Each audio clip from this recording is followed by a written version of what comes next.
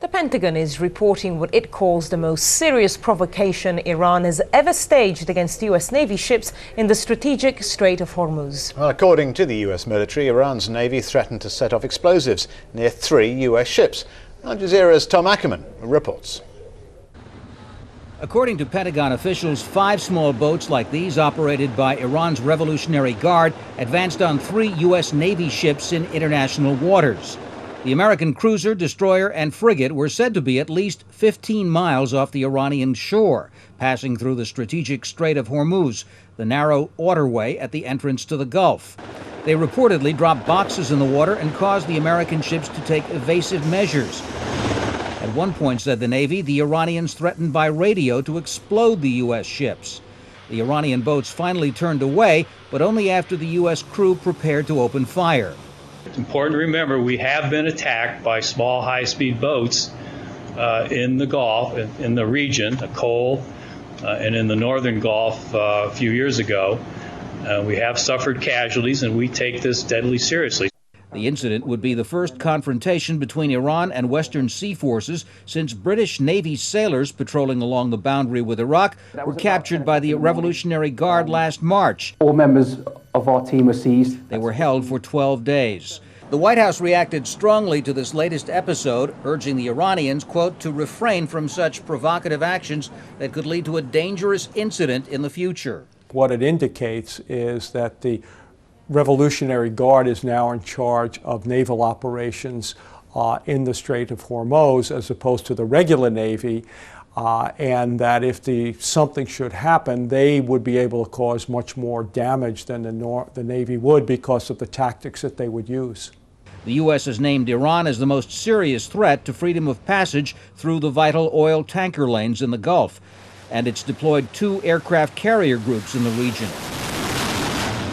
The naval presence was highlighted by a visit U.S. Vice President Dick Cheney paid to the USS Stennis after the previous incident. We'll keep the sea lanes open. We'll stand with our friends in opposing extremism and strategic threats.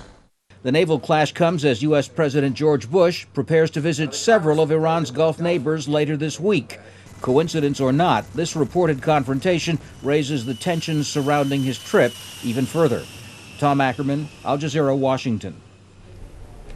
Well, we're going to take a short break now, but still to come here on Al Jazeera. Just 1 day to go till the New Hampshire primary. Can Obama hold the lead, or will it be a Clinton comeback?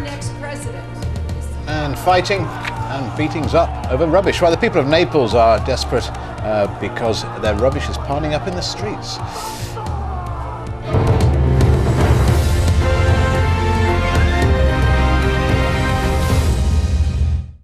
Being a Palestinian girl in New York is extremely, extremely challenging. My mission is for the voiceless and the powerless. Iran is a paradoxical society, and one of the paradoxes is the situation of women. My army that I was willing to die for just let me down in the biggest way possible. Every woman on Al Jazeera.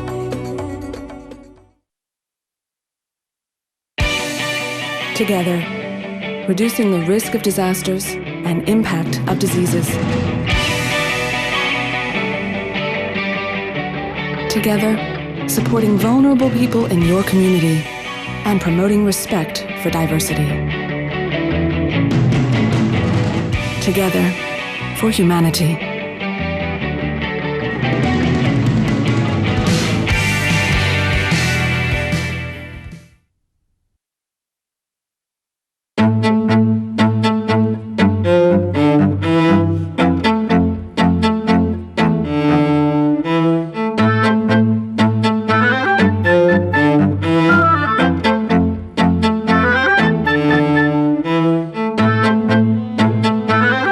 The whole picture.